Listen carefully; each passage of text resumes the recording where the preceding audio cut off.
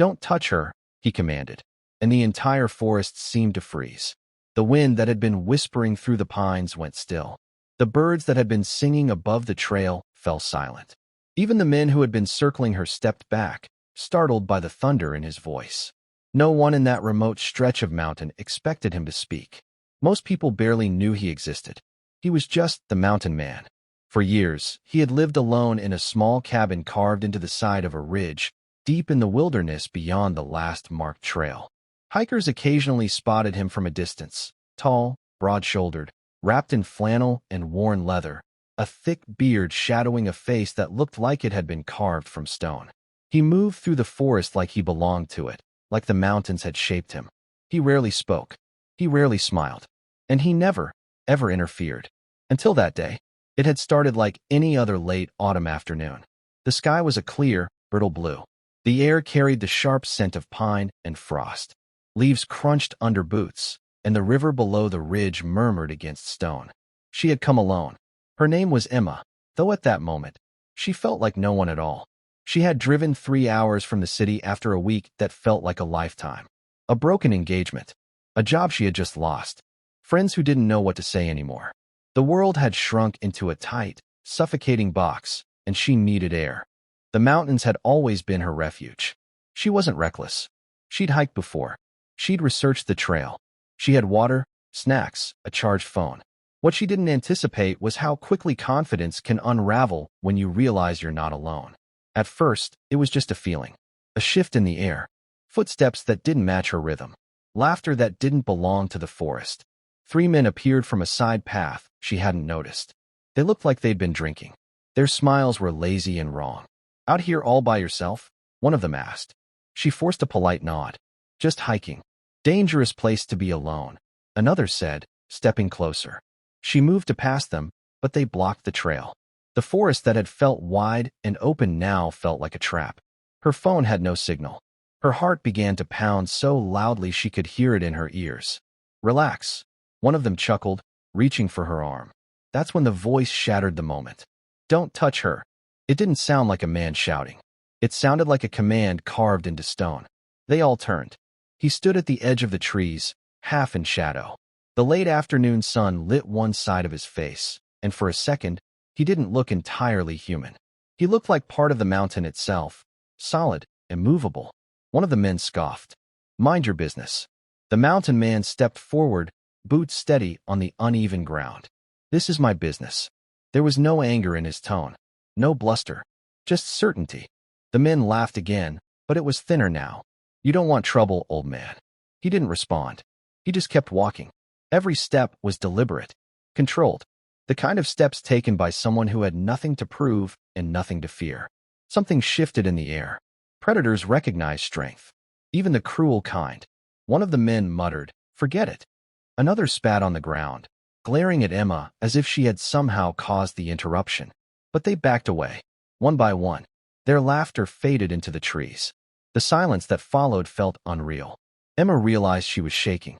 The mountain man stopped a few feet away from her, but didn't touch her. Didn't crowd her. "You're safe," he said simply. 2 words. They were the first gentle words she'd heard all week. Her knees buckled, and she sank onto a rock. The adrenaline drained from her body all at once. He scanned the trail, listening, making sure the men were truly gone. "You shouldn't hike this section alone," he said after a moment. "Not this late." She nodded, ashamed. "I didn't know. Most don't." He turned as if to leave. "Wait," she said. He paused. "Thank you." He studied her for a second, as if measuring something deeper than her words. Then he gave a small nod. "Your car. Trailhead parking lot. It'll be dark soon. I'll walk you." It wasn't a question. They walked in silence at first. The forest slowly resumed its sounds. Wind through branches. The distant rush of water. She noticed the way he moved, not just strong, but aware. He saw everything. Broken twigs. Distant animal calls. Subtle changes in the terrain. "You live out here?" she finally asked. "Yes." "Alone?" "Yes." That seemed to be the extent of his willingness to elaborate. But she felt strangely comfortable in the quiet. At the parking lot, only her car remained. She turned to him.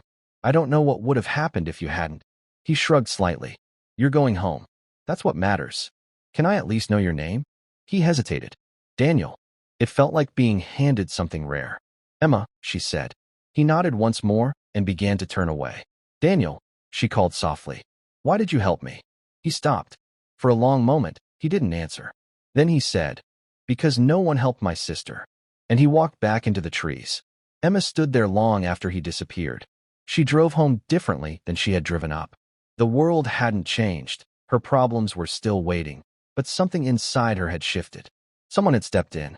Someone had cared. In the weeks that followed, she couldn't stop thinking about that moment.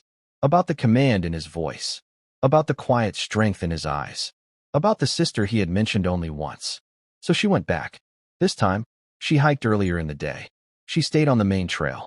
She brought extra supplies. She wasn't sure what she expected. Maybe she just wanted to see the forest again, to prove to herself that fear wouldn't own that memory.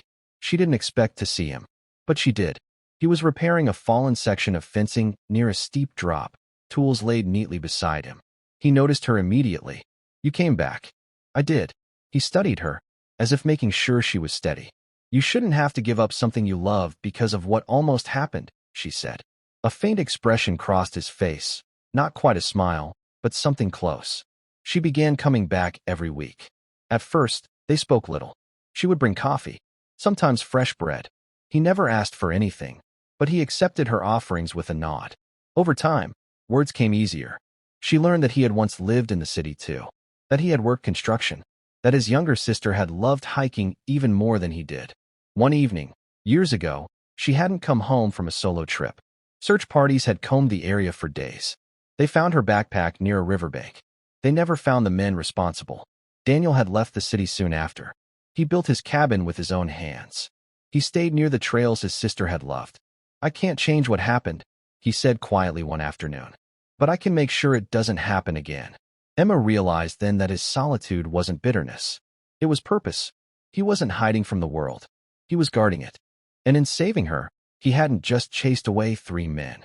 He had pulled her back from the edge of losing faith entirely. Months passed. Emma found a new job, a better one. She rebuilt friendships. She started volunteering at a local outdoor safety organization, teaching women basic wilderness awareness and self-defense. Because of you, she told Daniel. He shook his head. Because of you. But she knew the truth. Courage is contagious. And that day on the trail, when he stepped forward instead of staying silent, something powerful had happened. Not just rescue, restoration. The following spring, the Park Service installed additional patrols along that stretch of trail. Word had spread about the mountain man who didn't tolerate trouble. Hikers felt safer. Families returned. Daniel never asked for recognition. He didn't want headlines. He just kept walking the trails at dusk, listening, watching, protecting. One evening, as the sun dipped behind the ridge and painted the sky in gold and rose, Emma stood beside him overlooking the valley. You changed my life, she said. He looked at the horizon. You changed mine too. Because sometimes, healing doesn't come from grand gestures or loud declarations. Sometimes it comes from one steady voice saying, don't touch her. From someone who chooses to stand between harm and hope. From someone who refuses to let the world be cruel without resistance. And maybe that's the real story here. It's not just about a quiet mountain man. It's about the power of stepping in. The power of courage when no one expects it. The power of one decision that ripples outward, saving not just a moment, but a future.